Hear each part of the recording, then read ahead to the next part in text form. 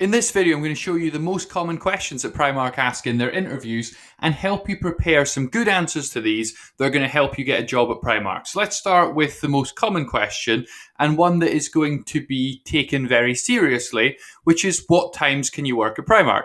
And this is a question that you want to succeed in. I'm going to show you the right way to answer it and highlight the wrong ways that people answer this that can cost you the job. So firstly, you want to follow what's on this arrow. So clearly, the more you say yes, the more likely you are to get the job. So if they're asking about specific times, you want to do your best to say yes. The more you say no, the less chance you're going to have of getting the job. The next thing is you want to be very open-minded. You want to try and go into this with as much an open mind as you can. You may have some constraints on your time. If you're a student, for example, they should realize that you're not going to be able to work certain times, but that's what they've accepted when they've interviewed you. But you want to be open to as many times as you can. And if you're not otherwise employed, you should try and be open to all possible times. Then you want to show that you're flexible. You want to be showing as much flexibility as you possibly can offer. I'm going to show you some ways that you can answer the question to show off the flexibility that they like to hear. And then fundamentally, you're trying to demonstrate commitment. And one thing that they can see from your answer is whether you actually take your job seriously or not. And the way that people completely mess up this question is they immediately start talking about all of the times that they can't work and give a big long list of all the times that they can't do, instead of focusing on all of the times that they can offer and showing what they have to offer the company. So focus in your answer about talking about the times that you can do rather than listing the times that you can't do and being really negative. So elements you could include in a really good answer is you can say, I can work all of the advertised hours. So if it said on the job advert or the thing that you applied to, what times they are looking for, say you can work those because they've came up with those times for a reason. That's what they want. And if you're saying I can do what you want, that's a good answer. You could say I can work the full range of Primark opening times. So if you could work any time that the store is open potentially, that is really the perfect answer. You could say I can work at short notice when needed. So should you be able to do that, that's a good thing to mention. And you could say that you're open to extra hours when needed and when available. You may not be offered any overtime, though it's quite likely you could get some extra hours. But showing an openness and a willingness to do that, of course you get paid more. That is a good thing to volunteer in the interview, and it's quite a positive thing. So that's how you answer the what times can you work at Primark. Let's look at another extremely important question that they ask very commonly, which is what do you know about Primark? Obviously, the first fact you need to know is the correct pronunciation, and this is perhaps controversial. So I've been pronouncing it as Primark, and that is what the company has confirmed is the official pronunciation. And when you look at their marketing and their YouTube channel, they use Primark. Some people call it Primark, but in the official communications, it's being referred to as Primark. And so you ought to practice, if you've been saying it the other way, saying it the way that they refer to themselves. Otherwise, it looks questionable that you don't know as much about the company as perhaps you should. Let's now look at how you actually answer this question. So you start by saying the obvious facts, the things everybody knows. Show them that you know the basics. And then you want to impress them with showing them the fact that you, one, have actually bothered to do some research, and then you can drop in a few facts that are quite impressive that only people who've taken the time, like you, to prepare for the interview would actually know. And on this slide, I'm going to do most of the work for you. I'm going to present to you lots of facts about the company, key information that you can take to your interview to show that you've done some good research. So the first thing you say is the obvious thing. So refer to it as a fashion retailer because that's fundamentally what they are. And then you can describe what they actually sell. So if you go to their annual report, and I've done that for you, and I've pulled out this sentence where they say they sell women's wear, men's wear, kids wear, home, health, and beauty and gifting. That is the broad categories that they are focused on. They're not just specializing in one part of fashion, they are going across a wide range. They also offer excellent value. They would not appreciate being described as cheap clothes. That's not what they're going for. They're not just going for very cheap rubbish. They are trying to present good value. So it's good fashion, good trends, at an affordable price. That's the way that they pitch themselves. So be careful not to refer to them as just cheap or bargain. That's not the way that the company likes to think about itself. They are stores led, so you'll notice that for a very long time, Primark has been resistant, or rather Primark, let's be careful with that, has been very, very resistant to online sales. They are very much led by their stores. They are quick to react to trends. So when fashion changes, they will change the range in their stores very quickly, and they are very agile in doing that. They were originally founded as pennies in Ireland, and they're actually known as pennies in Ireland. There is a kind of conflict with JC Penney, a big department store chain in the US, that have the rights to that. So they can't call themselves pennies across the world. So that's why they have the Primark brand. Then we have Arthur Ryan, who is the person that really got this started. He was the original founder of the company, and it traces its roots all the way back to 1969 when it started in Ireland. It's now part of an enormous company. It's slightly strange, but it's part of Associated British Foods. Very strange company to own it, but that is the company that owns it. It's controlled by the Weston family, a Canadian family that are extraordinarily wealthy. So to some extent, this is a family-controlled business. It's expanded internationally, so it's not just in the UK and Ireland. It's expanding across the world, even starting pushing into the US and throughout Europe and even further afield. They are really pushing recycling, and they have made lots of commitments to sustainability and improving and developing their ethical sourcing. A top tip for you would be to read the AB Foods annual report, and Primark's also got an About Us page, and they also have an absolutely enormous social media following in the sort of over 20 million followers at the time that we are looking at this video. That's across all the different platforms. So they've got an engaged and active social media following that helps drive their brand forward. So you could screenshot this if you want, and this helps you prepare for your interview. There's lots here you can talk about. Make sure you know the basics and are confident in talking about the business. And if you follow the tips and ideas on this slide, you'll do well on that, and we can move on and look at some other questions. And a really, really super important question is going to be, why do you want to work for Primark? Obviously, they're going to be very interested in your answer to this question, and this is one that you don't want to make up on the day. You don't want to just think for 5 seconds or all the thinking time you get in an interview and try and come up with a 1-2 sentence fairly rubbish answer. This one, you want to bullet point out, you want to scribble it down and try and learn a basic answer, because it's going to come up and you want to learn it. So the first thing to think about when you're planning out an answer is some really simple questions. So what do you think you would enjoy about working at Primark? Why would this be something that you think you'd quite like doing? So is it that you have an interest in fashion? Do you like meeting new people? Do you like working in a store environment? Have you got previous work experience working in retail that you enjoyed and you see this as a continuation of that? Have you shopped at Primark for a long time and really like it? Or you could think about things around the fact that you enjoy working with customers and customer service is something that you like doing. You could think about, why is this a good match for your skills and experience? Are you someone that is very fashion conscious and this is going to match up with your personal interests? Are you someone that really enjoys working with people and likes a social role and enjoys interacting with customers in a retail environment? These are things that you could talk about. If you're very good at that, you can say that's a good match for your skills. You could think about, how could you develop your career here? If you are ambitious, if you see yourself having a long-term career in retail, you can talk about how Primark is a company that you feel that you could grow with and be successful in. And then whatever you do, make sure that you're really enthusiastic in your answer. Show some passion. If you are not very enthusiastic in your answer, that doesn't look very good. They want to see someone that is really passionate about it and really wants to join the company, because they'd rather employ someone who's highly motivated and is really interested in joining the company than someone who's just here because they think they'll get a job and it'll pay a little bit for a while.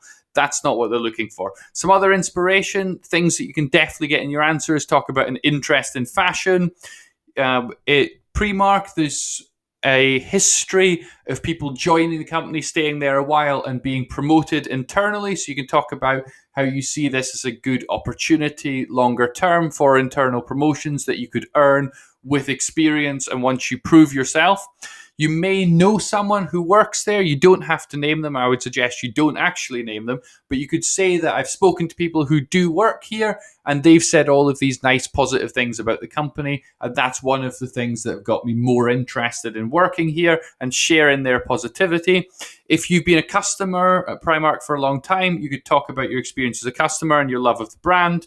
You could say that they have an excellent training program that you look forward to taking part in, and that you want a fast-paced job. So there's a fast-paced work environment. And you could also think about any other things that personally would motivate you to get the job, and definitely take some time to bullet point those out and practice saying it a few times, and you have a brilliant answer and it'll come across really confident and it'll be much better than other people's answer. Take the time. It really does justify the investment and will make a big difference. Let's move on to the next one, which is what is meant by good customer service. This one isn't really all that difficult to answer if you've actually thought about it. Though, of course, in an interview, you might only have 30 seconds to think, and it's not easy to come up with one. So what I'm going to do is I'm going to give you a few words, and just remember these words, and these are things that you could talk about to form an answer from. So the first thing is good customer service is knowledgeable. The people who are delivering the customer service should know about the company's product. If someone asks, where would I find this? You need to know that. You need to have the basic knowledge to be able to deliver a good customer experience. It has to be friendly. You have to be very approachable. People have to be confident in you and that you're going to do the right thing and that you're pleasant to deal with. It's customer centric. So everything about the company has to be focused on its customers and making sure that the best experience is delivered to those customers. It's also consistent. That means it shouldn't matter which employee deals with your problem. It shouldn't matter which person you ask a question. Everyone knows the answer. Everyone is committed to customer service and everyone delivers the same high experience. So consistency is important. You don't want to go to one store and have a terrible experience and then go to another store and have a brilliant experience. It should be a good experience everywhere. So good customer service is consistent.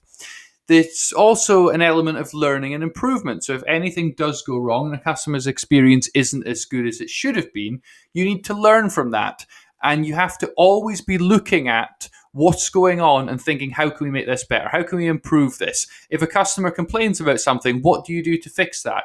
If as a staff body, you're seeing that time and time again, there's something that's going wrong, what is the process to improve that and fix it? So organizations that have really, really good customer service are constantly learning from their customers and learning from experiences to always continually improve. That's a key element of good customer service.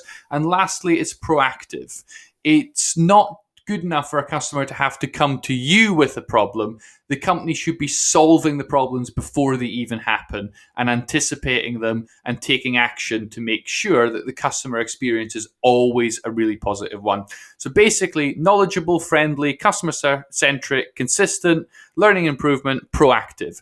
Remember as many of those words as you can, and you can just talk and talk and talk about these, and you will just flesh out this amazing long answer that will be really impressive. So I would advise you to either just scribble down and write on a piece of paper these words and then form an answer around it and just make up the answer as you go along, structured around these words, and your answer will be brilliant.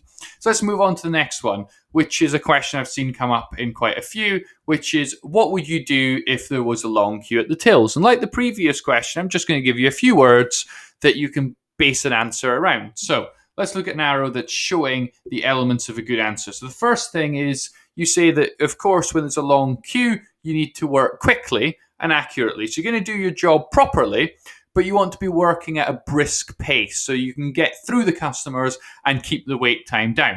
The next thing you want to say is that you're going to communicate. If there is 40 customers and you are the only person on the tills, well, there's a problem. You need to communicate to your manager, assistant manager, line manager, the person who is responsible for that area of the store to make sure they know that there's a long queue. They might not even know there's not enough staff. It might just be the staff that are on the tills that know there's not enough people. And so it's likely that when there's a very long queue, that people will be redeployed, that the people back in the stockroom, well, they can do that 10 minutes later when the queue's gone. They can do that at a time where it's not so busy. Let's focus on getting the customers through the till to make sure that they're not waiting too long. That's the next thing you say. You communicate. Then you anticipate. Customers, when they get to you, may be a little bit annoyed that they've had to wait so long. And so you want to be aware of that.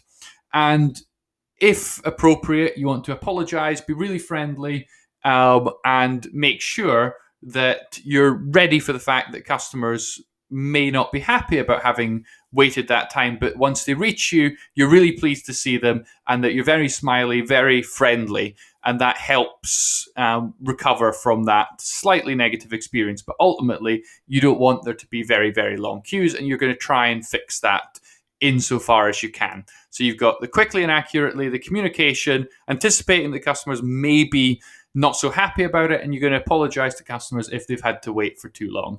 And so that's how you answer it. Just plan around those simple ideas and you will do well on that question. Let's look at the next one, which is how would you deal with an angry customer? Unfortunately, in retail, some customers do not behave very well. It's not really acceptable to behave like this in the store, but unfortunately, this is what's going to happen. And they want to be reassured that you're going to be good at dealing with these annoying and infuriating, difficult customers in the right way. So this is how you answer the question. Remember, you try to get the job, so you have to give them the right answer. So the elements of the right answer is you say you remain calm and you don't argue back. The customer may be really awful and shouting at you and just the worst person in the world, but don't shout back at them. That's the wrong thing to say in your interview. Then you say you show you're listening. So the customer's got a problem, they're really angry about something, and quite often, once you show that you're actually listening to what they have to say, they calm down. Sometimes the anger and frustration is just this extreme desire for someone to finally listen to them and take them seriously. And once they realize that, it's amazing how quickly the situation can cool down. Then you say that you would apologize for anything that has went wrong and do it very sincerely. The next thing you say is that you'll employ de-escalation. De-escalation is a brilliant word to get into the answer about how you deal with difficult or angry customers. It's all about calming the situation down and not making it worse. If you were to pick a fight with a customer and really argue with them, it could go out of control. So the key is that you're de-escalating, you're calming it down. You're not provoking the customer in any way. It's all about de-escalation. Then you say that you will always follow the policies. You're not going to make up your own policies and do whatever you want. If the customer is demanding a refund for something they're not actually entitled to a refund for, or making an unreasonable request, you're not going to be able to just allow that if you don't have the authority to. So you're going to always follow the appropriate policies correctly. And then the last thing is your main basic goal of this is to solve the customer's problem, and ultimately you want to turn what may have been a negative experience into a positive experience. So this is what they want to hear. So just talk through this and you will have a good answer to this question. So let's move on to the kind of common ones, like tell me about a time when you something. And the most common one they say is tell me about a time when you went out of the way for a customer. And I would recommend that you prepare some examples of teamwork, working under pressure, and solving a problem. So from looking at experiences of people that have had Primark interviews, these are the sort of things that they ask. So just have an example of each of these ready. I'm going to teach you how you answer any question that you could ever get around tell me about a time this happened or give me an example of this. You always use what's called the STAR technique. And when you plan an answer around the STAR technique, it's amazing how you can give a long, confident answer and just make it up quite easily once you have an example. So the STAR technique is situation, that's when does this thing happen? Task, what did you need to do? Action, what did you do? And result, what brilliant, amazing, super duper magically wonderful thing happened because of what you did. And make sure it's always something really positive and really brilliant. The best examples are ones where something goes wrong and you fix it. That's a good example. So I've just made up an example to show how you can form a good answer to this sort of question. So let's just make up a situation. So while working at another retailer, a customer's click and collect order of a suit jacket was incorrectly picked as a cocktail dress. So they want to buy a suit jacket and they're ending up with something completely different and not what they wanted. Then you say what the task is. So the customer had bought the item for an interview and was annoyed that we'd messed up the order. Of course, they'd be quite annoyed. My task was to ensure that we fixed the issue and repaired our relationship with the customer. Be very clear about what you needed to do in this situation. Then you go to the action. What did you actually do? So I immediately sincerely apologized to the customer and set about working on a solution. In collaboration with my manager, I was able to arrange the correct items to be dispatched to his home with free 24-hour delivery. That bit about in collaboration with my manager is quite important. It's not like you've just spent the company's money and completely made up something new. You've actually followed the correct policies and procedures to come to a really good conclusion. And then the result, something really positive. The customer was very impressed with the service and posted a very positive 5-star review online. So there you've got the situation where the company completely messed up the order and almost ruined this poor man's interview, and it resulted in a 5-star review because you were so brilliant. That's a good example.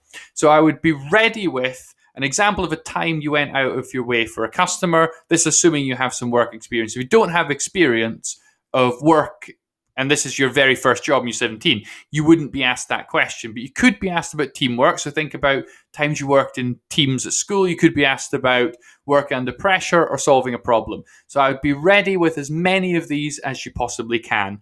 And it's really hard to think up an example at the interview, so try and think up one before. That's going to make a big difference to your interview, and have all of those ready and you'll be so much more confident. Before we finish, here are some great questions that you can ask them at the end of your interview. So you could say, I'm very interested in the role, and so I'm very interested in what the next steps are in your recruitment process. Show that you really care about finding out what happens next. One, you do probably want to know, and two, it shows that you're really motivated in getting the job. You could ask, what do you like best about working at Primark? And then you could share in their enthusiasm for what they say. You might want to ask about the training program and progression opportunities that are available and show a real deep interest in that. You could ask, what would you suggest a new hire do now to prepare for starting at Primark if they were successful at interview? The key, if they are successful, because you're not going to assume that you've got the job and be arrogant, but if they suggest various things that you could do and things that would be good to help you be well prepared, make a commitment to doing those. And then you can try and invent one question on the day to show that you're actually listening to what they're saying and engaging in a two-way conversation. Certain things you should avoid asking about. Don't ask about pay. You should figure that out before you go to interview. Don't try and negotiate your salary. Now is not the time. And don't ask about holidays or time off or delaying your start date because you want to go on holiday. All of these things are terrible and could cost you the job. They might have decided to give you the job, and then you start asking about, could I start in 2 weeks' time so I want to go on a foreign holiday? And then they decide, actually, we're going to go with someone else. So be very careful about avoiding those sort of things, which could blow the whole interview. So I hope this was helpful, and I wish you the best of luck in your Primark interview. Please post below in the comments the questions they asked you so we can build up a list and get lots of people's experiences that really do help other people. And I would appreciate if you'd like and subscribe if it was helpful. And finally, thank you very much for watching.